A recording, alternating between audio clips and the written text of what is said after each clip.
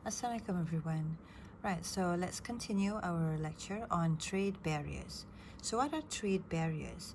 Trade barriers are basically government policies that place restrictions on international trade. Now, trade barriers can either make trade more difficult or prevent them completely. Okay, so these types of barriers, they basically make trade or international trade more difficult or restrict them. Okay, so if you're talking about preventing trade completely, that's actually embargo. And we're not going to talk about that. We're just going to be looking at these types of trade barriers, okay? Let's take a look at the first type of trade barrier, which is tariffs. Now, tariffs are taxes on certain types of imports. Okay, so they basically raise the price of imported goods, making them less competitive or more expensive than local goods. In other words, tariffs protect domestic producers from foreign competition. That is why they're also known as protective tariffs. But besides that, tariffs are also used for revenue purposes because when the government collects tariffs in the form of excise taxes, they get revenues.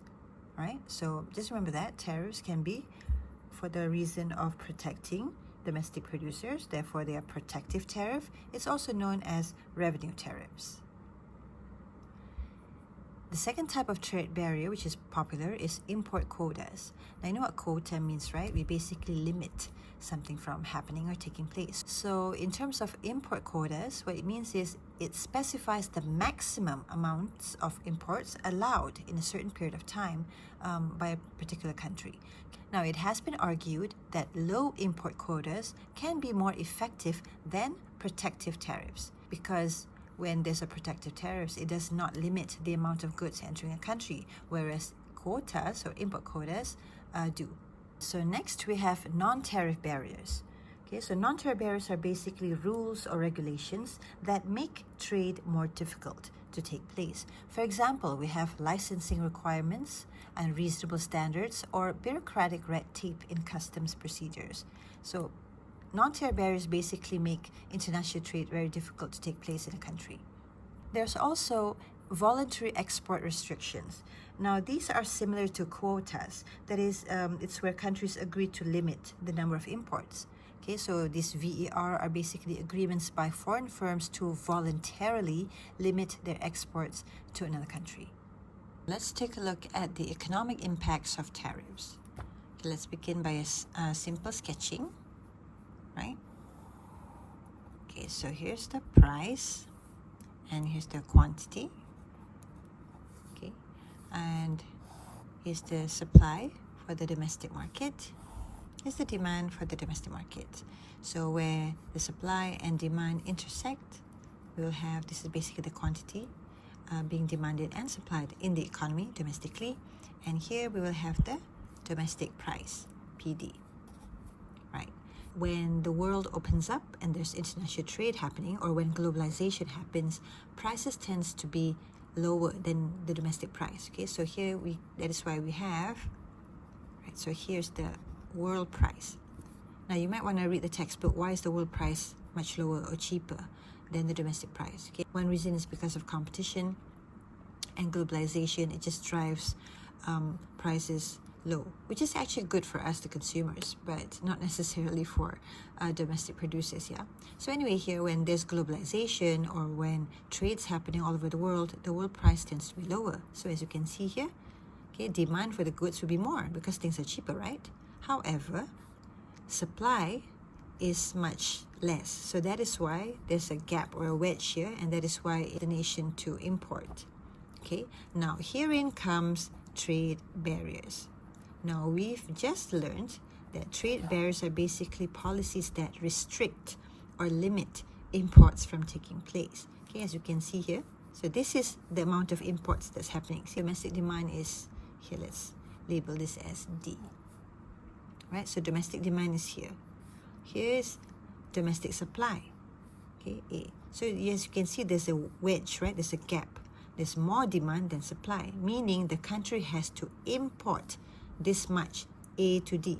Okay, the country has to import this much. So by having trade barriers, we want to limit that imports, because the more you import from outside, from other countries, the lesser our local producers are able to sell, right, domestically.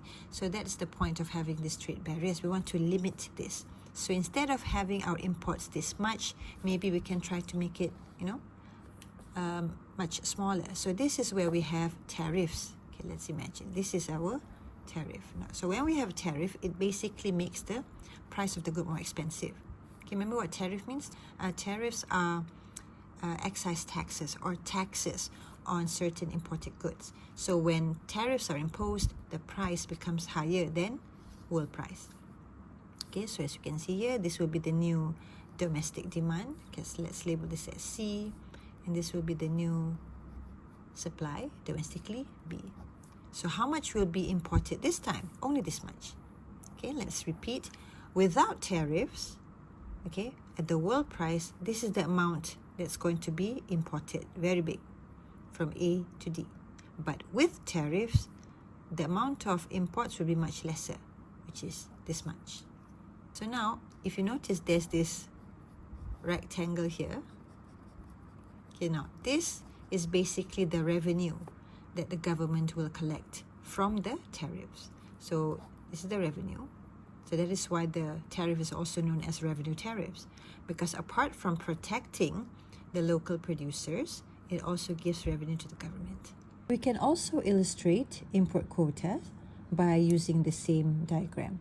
Now, as I mentioned to you before, import quotas, the objective is to limit imports in a given country. So here we've already limited our imports to BC.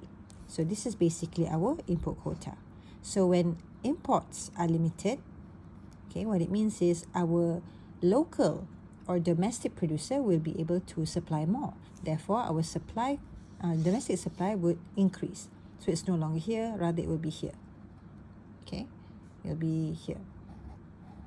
This is our domestic supply plus Q or a quota will be here. But try not to extend it below here, because this is where the amount of import would be if it was world price. So it's from here to here, right? So basically this is it lah. We are illustrating import quotas. Okay, so this is basically the new domestic supply when quota is in place. We can see that import quotas and tariffs have the same effect, whereby they both limit imports from AD to now BC. But then there's one exception. Okay, with tariffs, this entire area will go to the government as revenue. Whereas with import quotas, okay, so the amount represented here will go to foreign producers. So that's the main difference.